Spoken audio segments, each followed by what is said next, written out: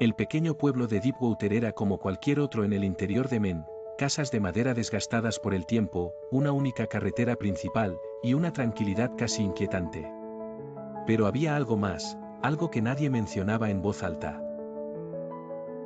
Era una sombra que se cernía sobre todos, una presencia apenas perceptible, pero que todos sentían. Los más viejos la llamaban la negrura. Los más jóvenes simplemente trataban de no pensar en ella. Charlie Michel había oído las historias desde niño. Se decía que, en noches sin luna, podías verlos. Los hombres sombra, figuras esqueléticas y sin rostro, que se deslizaban en la oscuridad, apenas visibles, como si fueran parte de la misma noche. Pero Charlie nunca había creído en eso. Al menos, no hasta el día en que su hermana pequeña, Emma, desapareció. Era una noche especialmente silenciosa cuando ocurrió. No había rastro de ella, ni huellas, ni señales de lucha. Simplemente se había desvanecido. La policía del pueblo hizo lo mejor que pudo, pero todos sabían que Emma estaba perdida para siempre. La familia de Charlie se desmoronó, y él, lleno de rabia y desesperación, decidió que no podía quedarse sin hacer nada. Una semana después, mientras la niebla espesa cubría las calles, Charlie salió al bosque que rodeaba Deepwater. Tenía una linterna, pero en el fondo sabía que la luz no sería de mucha ayuda. Las sombras eran demasiado espesas, demasiado densas. Mientras avanzaba, notó un cambio en el aire.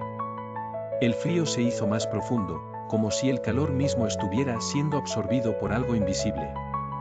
Y entonces los vio.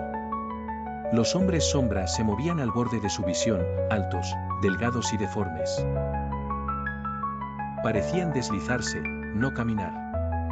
Eran figuras apenas distinguibles del entorno, pero había algo horriblemente real en ellos, como si fueran sombras vivas que se alimentaban del miedo.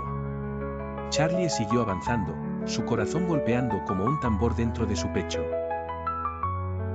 Mientras lo hacía, las figuras se acercaban más, rodeándolo, sus movimientos inhumanos y torpes. Se detuvo al llegar a un claro donde el suelo parecía estar cubierto por una sustancia negra y pegajosa.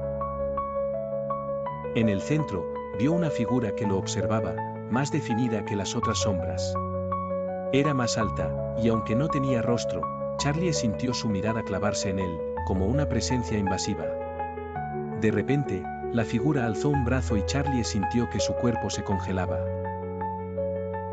La oscuridad comenzó a envolverlo, como si las sombras lo estuvieran devorando desde dentro. Pero, justo cuando sentía que iba a perderse en esa negrura infinita, escuchó un susurro. «Emma». La voz era suave, débil, pero inconfundible. Era su hermana. Luchando contra el terror que lo invadía, Charlie gritó su nombre. «Emma». Un chillido agudo atravesó la noche, y las sombras comenzaron a desmoronarse, como si el grito de Charlie hubiera roto su hechizo. La figura principal se disolvió en la oscuridad, y las otras sombras se desvanecieron entre los árboles. Respirando con dificultad, Charlie cayó de rodillas. Estaba solo en el claro, pero algo había cambiado. En el aire, todavía flotaba el eco de la voz de su hermana.